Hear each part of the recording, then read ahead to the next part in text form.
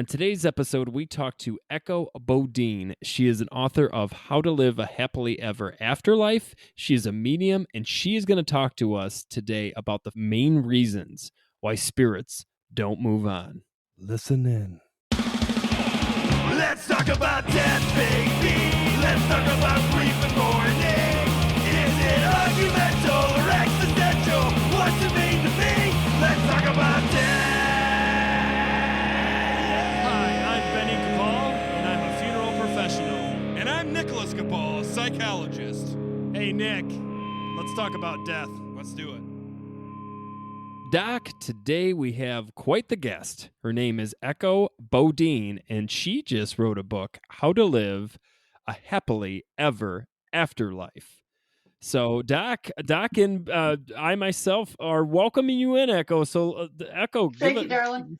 You know, honey, I don't think I've ever seen a funeral director without his suit on. Well, this is our whole podcast. Is we're humanizing funeral directors. That I'm in a ska punk band. We're in music. We have our own YouTube channels. We're not the stereotypical funeral director and psychologist. So, yeah, no kidding. But my first question to you is, how did you know that you were a medium? Like, when did you find that out? Give us a little background on that. Well, honey, you know what? We had a really unusual experience in my family where one of my brothers saw a spirit. Oh, God, it's such a long story, and I don't want to take up a lot of time telling a story. But so we're all sitting around the dinner table. My mom, dad, sister, and two brothers were sitting around the dinner table. We had finished dinner, and one of my brothers was in the beginning stages of learning how to play the drums. So every night after dinner, he would go downstairs and practice on his drum set. So he's downstairs and he's kind of clanking away. And all of a sudden, this really nice drumming music comes from the den. And we all stopped and looked at our dad, and he said, I don't know, it must be the record I bought him. And within, I'd say, 10 seconds, my brother came flying up the stairs and said, did you hear it? Did you hear it? Did you hear it? And we said, yeah, what was it? He said, a white figure floated through the door, across the room, put its hands down on top of my brother's hands, and he played the music. So my brother came upstairs. He was absolutely freaked out. And we were like, what? And I mean, what? This was in 1965. My family, we did not talk about ghosts. We were not involved in the paranormal. It was like, what are you even talking about? And so my mom was in a prayer group at the time, and one of the women had mentioned that she had been to a psychic. So my mom called this lady. She calls the psychic, and she said, this happened for an important reason. I need to see you and your oldest daughter, Echo, for a psychic reading. Okay, so of course we were curious, called the next day, made an appointment, went and saw her. And that's when she told me. Now, I was a senior in high school. I was very shy. And she told me that I was born with all four of the psychic abilities and with the gift of healing. And I'm like, what? And okay. And then she says, you're going to be a well-known psychic. You're going to write books, be on radio and TV, travel around the world. You're going to teach other people how to develop their psychic abilities. So there you got the whole story. My question for you would be, how do you know you have that gift? Do you see it in people, or do people feel it? How do you know? I teach psychic development classes, and I can honestly say the majority of students in a class, when they first come, they'll say to me, I don't know what I'm doing here. I just know I'm supposed to be here. And then I'll say the same things Bertie, my teacher, said to us. Well, do you get visions in your head that come true? Yeah. Okay. Do you get thoughts that come into your head? Yeah. Okay. Because, honey, a clairvoyant, if you have clairvoyance, that's a gift of seeing. So you get these visions. But a lot of times the visions come in two ways, either in symbols or a literal picture. Like, for example, back how many years ago was it when 9/11 happened? A week before 9/11 happened, we were in class, and one of my students raised her hand and said, Echo, I keep having a dream of airplanes flying into buildings. What does that mean? And before you knew it, all these hands in class went up. And all these other people said, I'm having the same dream. Well, okay, we had never had anything like that happen before. So we all stood there trying to figure out, okay, now what could that mean? Well, it was obvious, literal, but we didn't have any reference point at that time of what does that mean. So someone that has clairvoyance, you have to learn, okay, is this a real picture or is this symbolic of something? And then for clairaudience, when spirit communicates to us,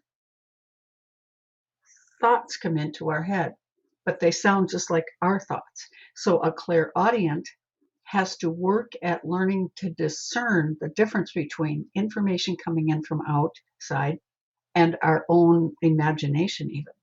And so the students, after 2 or 3 weeks, they realize, holy smokes, this takes time. This is hard. And a lot of them will drop out at that point because, it's either that it's too hard for them, they don't really understand it, they're not really grasping it, or the other most common reason is they stop coming because it scares the heck out of them. And they realize what a responsibility it is to have these gifts. So, honey, it's kind of I don't know, a hunt and peck, try to figure it out. Do I have them? Don't I have them? But if people are getting visions or if they're getting messages in their head, that's two indications right there. So, two questions I got for you. One is what is the difference between, let's say, that what you're talking about and intuition? Intuition, honey, you know what? Yeah. Oh, now see, that just shows you right there how smart you are. Because most people clump it all together. And it's two very different things, honey. So you've got clairvoyance, which is psychic. Clairvoyance is the gift of seeing. Okay, that's up here. Clairaudience is the gift of hearing. That's up here. Clairgustance, the gift of smell. That's here. And clairsentience is your whole body acts it senses, your body Like a beacon? senses information about people. Okay. Intuition is down in here in our heart. Okay, between our heart and our gut. And the thing with intuition is that it's a knowing. Women always use the word, women will say, I don't know, I just know this is what we're supposed to do. Men use the words gut. Men say, my gut says this is what we need to do. This is how it's going down. So yes, honey, intuition is different than psychic abilities. Well, let me ask you this question, Echo. Being this is Let's Talk About Death podcast. So let's get into the death realm of this. Let's Let's talk get in. death. Let's Okay. let's talk afterlife. Let's talk Okay, honey. that because we do get a lot of questions about people who, especially having existential crises of being afraid of death because most importantly, like what comes after. So, in your experience being a medium and having this experience with other spirits and all that, what is your opinion on what happens to us after death? Sweetheart, it depends on our beliefs.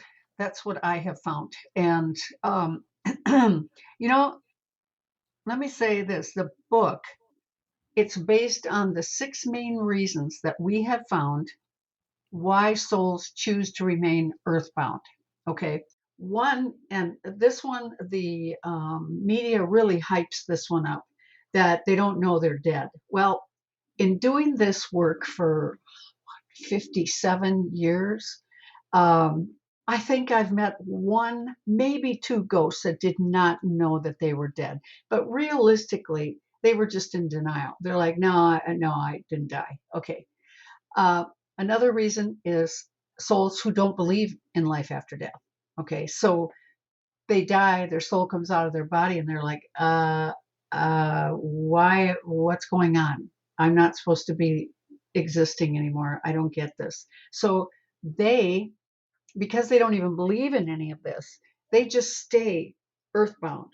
They look around for a house that they like, and often these ghosts will pick a house that has other ghosts in it. They don't really socialize, but they like knowing there are other souls in the house. And the problem is, after a while, they get bored, and that's when they start banging on the walls, making sounds of footsteps, playing with the electricity, turning water faucets on and off. We've seen houses where they've turned waste paper baskets upside down, clothes pulled out of closets, things moved off of dressers. Okay, another reason, people have told us that there's someone in heaven that they don't like or they don't ever want to see again, and so they stay earthbound. Another reason is they don't like change. They don't want change. They don't like change. They don't want to go anywhere, so they remain earthbound. The number one reason that we have heard from spirits that they will not go on to the other side is they are afraid if they go to heaven, if they follow that white light and go to that white light, that they are going to get sent to hell. And that is the majority of these souls. They have strong beliefs in hell and in Satan. And so they have said to us numbers of times, no, I'm just going to stay here. And so I've said, really, you're going to stay in this tanning parlor till eternity? Yep. Yep. God doesn't know where I am. God can't find me.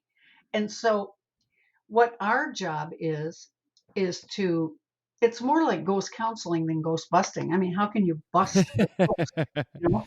Once we get the reason, then we talk them into, and it can take hours to convince a soul to go on to the other side. But that's what our job has been. So we've learned a lot about heaven.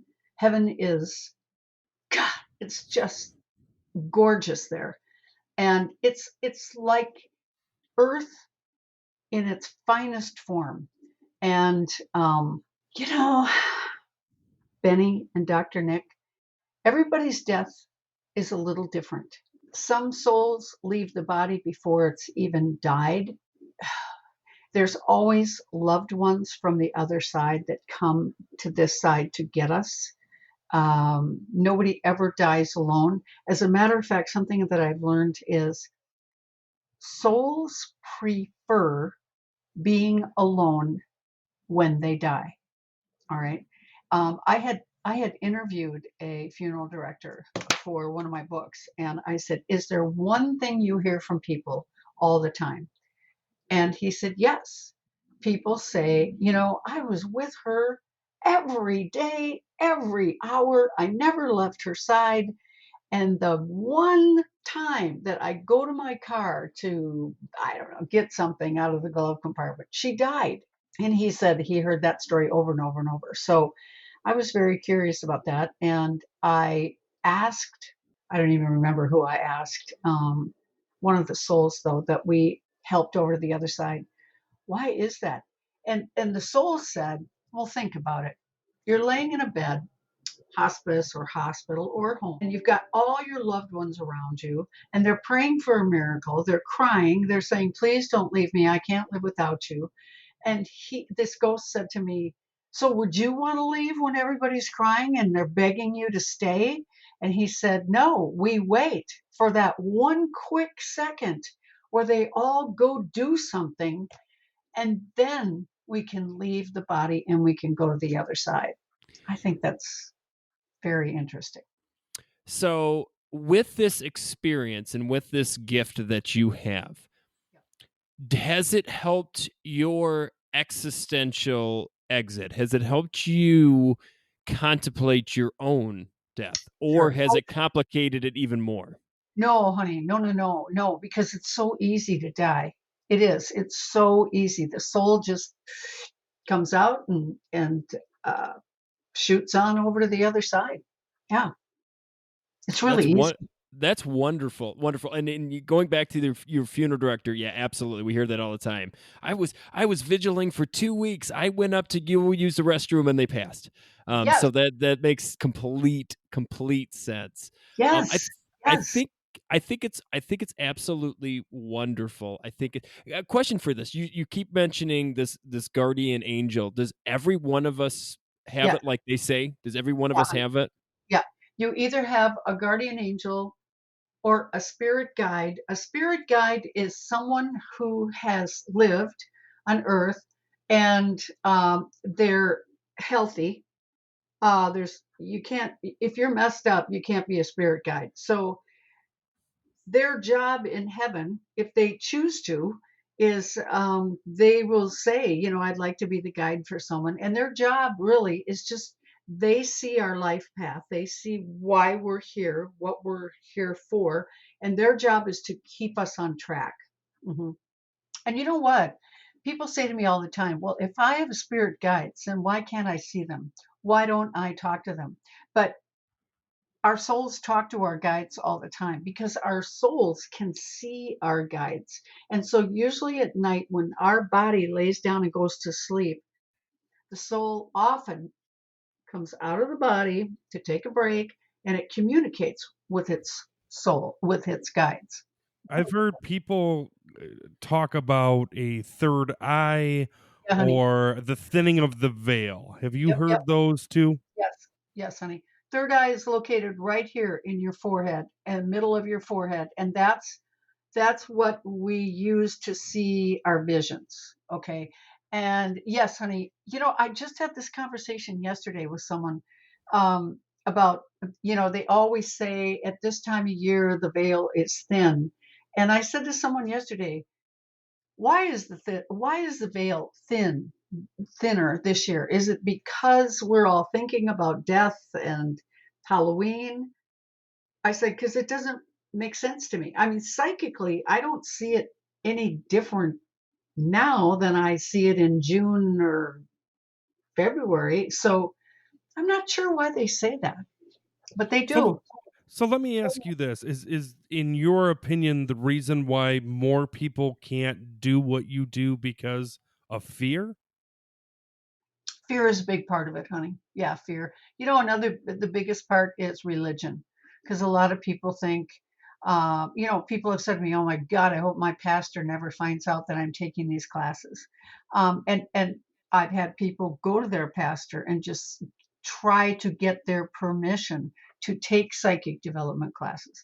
So it seems that religion seems to be the biggest issue for people when it comes to developing their psychic abilities. Hmm.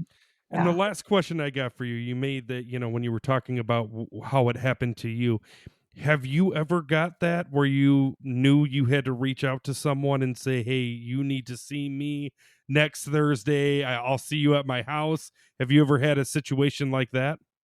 Oh, honey, you know where it happens is if I'm out in public with someone and all of a sudden their spirit guide is standing there telling me, you have to tell them this.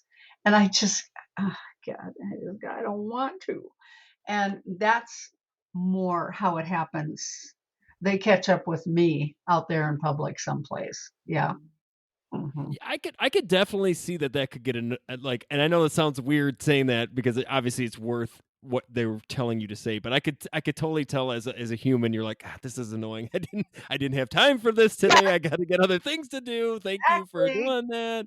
Yes, Um, yes, but so I got yes. a question for you. Can you see spirits through like Zoom and stuff? Can you see like just Oh, through Zoom.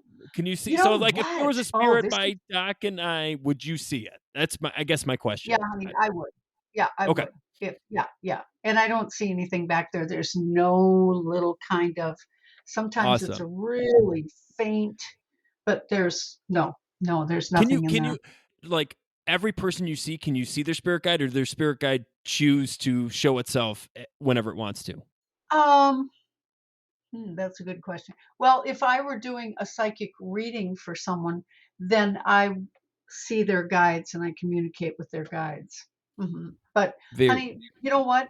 It in normal everyday life, I'm just like you, just like Hmm. Dr. Nick. I don't look for information on people. I don't look for their spirit guides. I try to live as normal a life as possible. I assume it's very vulnerable, right? Yeah, it can be, I'm honey. sure at times it's probably good to turn off at certain times.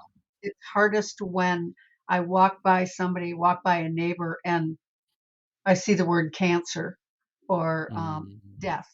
That's when it's like, I don't want to have this. I just take it away from me. Yeah, that's when it's icky. Is when I get bad information on people. The one question I did want to leave you with Yeah, honey. is have you ever been had a chance to watch someone take their last breath? Yes. Did you see their soul leave their body? Yep. Yep, honey. It's really cool. And you know what else I've seen, honey, is I've seen people like people will ask me to come to the hospital and do a healing on their person, try to help them either heal or to die. And I'll walk in and I will see the soul of the person sitting in a chair or standing over in the corner. And it's like, oh, oh, okay, all right, I see you over there. So I can communicate telepathically with them and just say, what's going on? And they'll say, they'll give me different reasons why.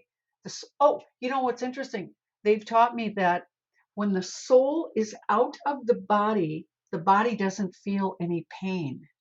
And so that's why when somebody's in the hospital and they're really sick and they're in pain, when they appear almost like they're dead, their breathing is very shallow, there's no movement in the body, that's when the soul is out. And then when the soul comes back in, oh, they start to make noise and the body starts to move. So that's how you can tell if the soul is out of the body or not. I think the golden question all of our listeners want: how do you know what heaven looks like? Have Oh you been? God, honey, I've seen it so many times when I've done psychic readings for people. And, one thing I wanted to tell you is that I would say 95% of people, souls, attend their own funerals. Okay. Oh, So okay. they are there. And I've seen, honey, I've been to a few funeral parlors that were haunted, and I see the soul. Oh God, I see. I remember I walked by this one room, and I said to the funeral director, I said, "Is there a woman in there, a deceased woman?" And he said, "Yeah, they're working on her right now." And I said, "Well, she's really worried about her hair." And he burst out laughing and he said that she was a hostess at a local restaurant and she was always worried about her hair.